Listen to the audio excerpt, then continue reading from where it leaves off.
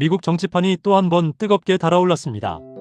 도널드 트럼프 대통령이 무려 42일 동안 이어진 연방정부 셧다운, 그러니까 정부 일시 업무정지 사태가 끝나가는 것을 두고 민주당을 상대로 완벽한 승리를 거뒀다고 선언했거든요. 지난 10월 1일부터 시작된 이번 셧다운은 이미 2018년부터 2019년까지 이어진 35일 기록을 훌쩍 넘어서면서 미국 역사상 최장 기록을 새로 썼습니다. 현지 시간으로 11일 트럼프 대통령은 버지니아주에 있는 알링턴 국립묘지에서 열린 재향군인의 날 행사에 참석했습니다. 이 자리에서 그는 마이크 존슨 공화당 하원의장을 직접 호명하며 극찬을 쏟아냈어요. 언젠가 매우 위대한 인물로 역사에 기억될 것이라고 말하면서 존슨 의장과 존 튠 상원, 공화당 원내대표, 그리고 공화당 전체에게 이것은 거대한 승리라고 목소리를 높였습니다. 트럼프 대통령의 말투는 확신에 차 있었습니다. 우리는 이제 나라를 다시 열고 있다. 애초에 문을 닫아서는 안 되는 일이었다고 강조하면서요.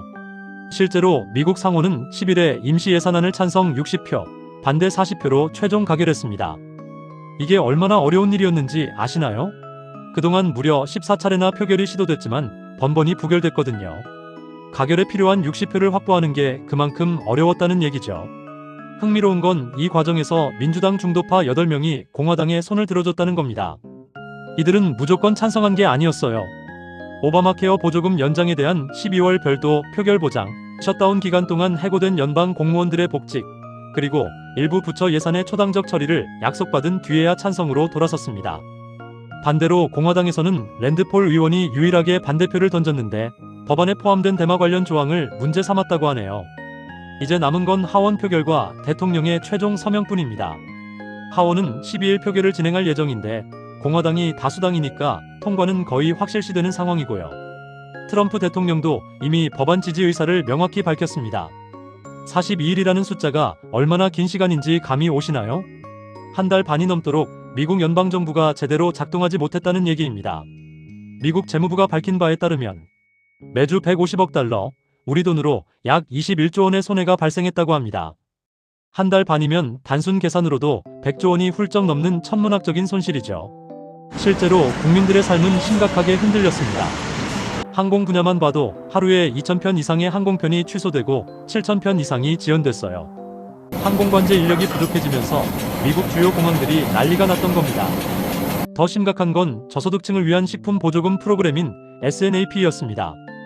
무려 4,200만 명이 혜택을 받는 이 프로그램이 재정 고갈 위기에 몰렸거든요.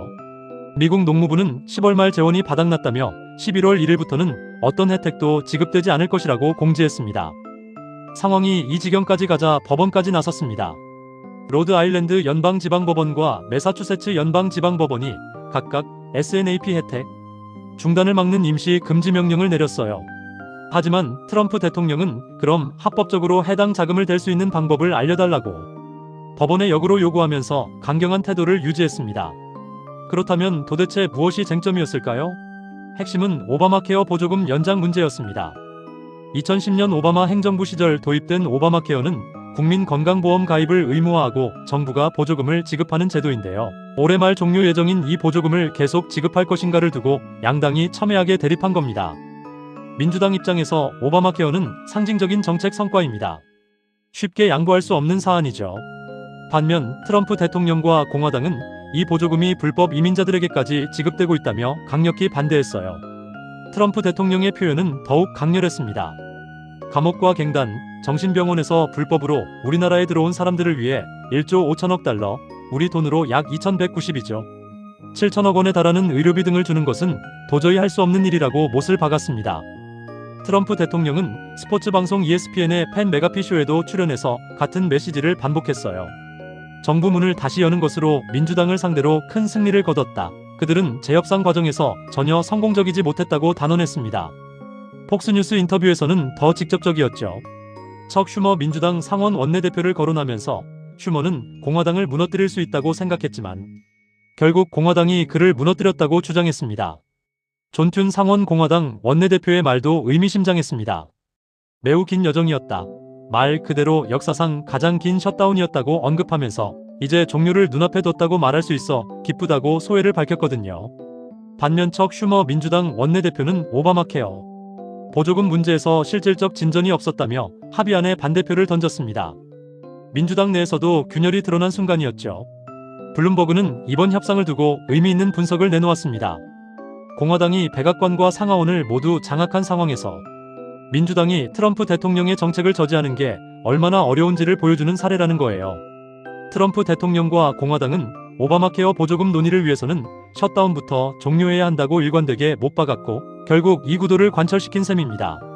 찬성에 동참한 민주당 성향의 앵거스 킹 무소속 의원의 말이 상황을 잘 설명해줍니다. 지난 7주 동안 오바마 케어 보조금을 예산안에 포함시키기 위한 시도가 아예 먹히지 않았다고 토로했거든요. 민주당 입장에서는 좌절스러운 결과였던 거죠. 그런데 이날 재향군인의 날 행사에서 트럼프 대통령은 또 다른 폭탄 발언을 했습니다. 재향군인의 날이라는 명칭 자체를 바꿔야 한다는 거예요. 오늘은 그저 재향군인의 날이 아니라며 이제부터 1차 세계대전 전승절이라고 부를 것이라고 선언했습니다. 이건 그가 계속 강조해온 주장이에요. 국방부의 이름도 전쟁부로 바꿔야 한다고 주장해왔죠. 더 호전적이고 강력한 이름을 사용해야 미군의 전투력을 강화할 수 있다는 논리입니다. 트럼프 행정부에서 미군의 자존심과 승리 정신을 복원하고 있다고 강조하면서 우리는 더 이상 정치적으로 올바르지 않겠다는 선언으로 연설을 마무리했습니다. 이건 요즘 미국 사회를 관통하는 PC 문화에 대한 정면 도전이었죠. 이번 임시 예산안은 2026년 1월 30일까지 연방정부 운영 자금을 지원하는 내용을 담고 있습니다. 당장의 위기는 넘겼지만 근본적인 문제는 여전히 남아있는 셈이죠. 오바마 케어 보조금 문제는 12월에 별도 표결로 다시 논의될 예정입니다. 이번 사태는 미국 정치의 양극화가 얼마나 심각한지를 적나라하게 보여줬습니다. 42일 동안 정부가 멈춰있는 동안 수많은 공무원들이 무급휴직에 들어갔고 각종 공공서비스가 마비됐죠. 100조 원이 넘는 경제적 손실이 발생했고 수천만 명의 국민들이 직접적인 피해를 입었습니다. 하지만 정치권은 끝까지 자신들의 입장을 굽히지 않았습니다. 결국 트럼프 대통령과 공화당이 자신들이 원하는 방향으로 협상을 이끌어낸 것은 사실입니다. 민주당 중도파 일부를 끌어들이는데 성공했고 오바마 케어 보조금을 임시 예산안에서 분리시켰으니까요. 정치에서 내러티브를 장악하는 것이 얼마나 중요한지를 보여주는 사례죠. 트럼프 대통령이 여러 매체를 통해 반복적으로 승리를 강조한 것도 그런 맥락입니다.